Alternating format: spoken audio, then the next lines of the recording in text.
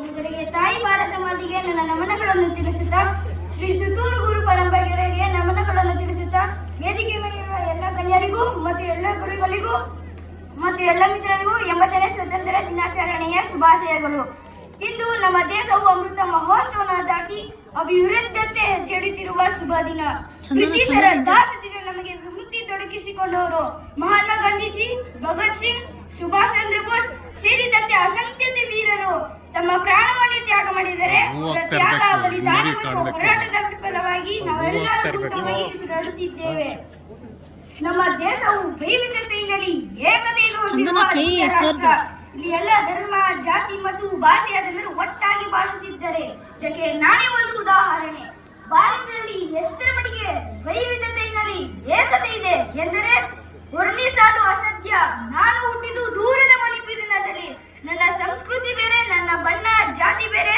ಆದರೆ ನಾನು ಓದುತ್ತಿರುವುದು ಕರ್ನಾಟಕ ಸುತ್ತೂರಿನ ಮಟ್ಟದಲ್ಲಿ. ನಾನು ಇಲ್ಲಿ ಯಾವ ಭೇದ ಭಾವವಿಲ್ಲದೆ ಬದುಕುತ್ತಿದ್ದೇನೆ. ನನ್ನ ಭಾಷೆ ಮಣಿಪುರಿ, ಆದರೆ ನಾನು ಕರ್ನಾಟಕದಲ್ಲಿ ಯಾವ ಭಯವಿಲ್ಲದೆ ಕನ್ನಡ ಭಾಷೆಯನ್ನು ಮಾತನಾಡುತ್ತಿದ್ದೇನೆ. ಇದು ಭಾರತದ ನೆಲದಲ್ಲಿ ಮಾತ್ರ ಸಾಧ್ಯ. ನಾವೆಲ್ಲರೂ ಭಾರತೀಯರು.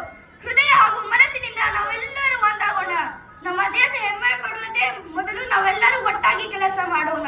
ಸ್ನೇಹಿತರೆ, ನಮ್ಮ ದೇಶ ನಮಗಾಗಿ ಏನು ಮಾಡಿದೆ ಎಂದು ಕೇಳಬೇಡಿ. ನಾವು ನಮ್ಮ ದೇಶಕ್ಕಾಗಿ ಏನು ಮಾಡಬಹುದು ಎಂದು ಯೋಚಿಸಿ. ಸುಭಾಷರು, ನೀವು ನನಗೆ ರಕ್ತ ಕೊಡಿ, ನಾನು ನಿಮಗೆ ಸ್ವಾತಂತ್ರ್ಯ ಕೊಡುತ್ತೇನೆ ಎಂದು ಕೇಳಿದರು. ಆದರೆ ಇಂದು ನಾನು ದೇಶದ ಜನರಲ್ಲಿ ಕೇಳುತ್ತಿದ್ದೇನೆ, ನಿಮ್ಮಲ್ಲಿ ಕೇಳುತ್ತಿದ್ದೇನೆ, ನಿಮ್ಮ ಪ್ರಾಮಾಣಿಕತೆ ಕೊಡಿ. ಭ್ರಷ್ಟಾಚಾರ ಮುಕ್ತ ದೇಶವಾಗುತ್ತದೆ. ನಿಮ್ಮ ದಿನದ ಅರ್ಧ ಗಂಟೆ ಸಮಯ ಕೊಡಿ. ಸ್ವಚ್ಛ ಹಸಿರು ಭಾರತ ನಿರ್ಮಾಣವಾಗುತ್ತದೆ. ನಿಮ್ಮ ಜಾತಿ, ಧರ್ಮ, ಜೀವ ಮರಿತು ಒಗ್ಗಟ್ಟು ಕೊಡಿ. ಬಲಿಷ್ಠ ಭಾರತ ನಿರ್ಮಾಣವಾಗುತ್ತದೆ. ಸ್ನೇಹಿತರೆ, ಉತ್ತಮ ಶಿಕ್ಷಣ ಸಂಸ್ಕಾರ ಕಲಿತುಕೊಳ್ಳಿ. ಪ್ರಗತಿಪರ ದೇಶ ನಿರ್ಮಾಣವಾಗುತ್ತದೆ.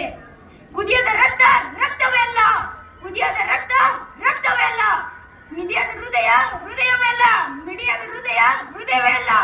ದೇಶಕ್ಕಾಗಿ ಬಾಳದ ಬದುಕು ಬದುಕೇ ಅಲ್ಲ, ನರಕಮಯ್ಯ.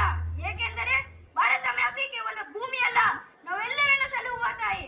ಅಂತಹ ಭಾರತ ಮಾತೆಯ ಸ್ವಾತಂತ್ರ್ಯ ದಿನಾಚರಣೆಯ ಶುಭಾಶಯಗಳನ್ನು ತಿಳಿಸುತ್ತಾ ನನ್ನ ಮಾತಿಗೆ ವಿರಾಮ ನೀಡುತ್ತಿದ್ದೇನೆ.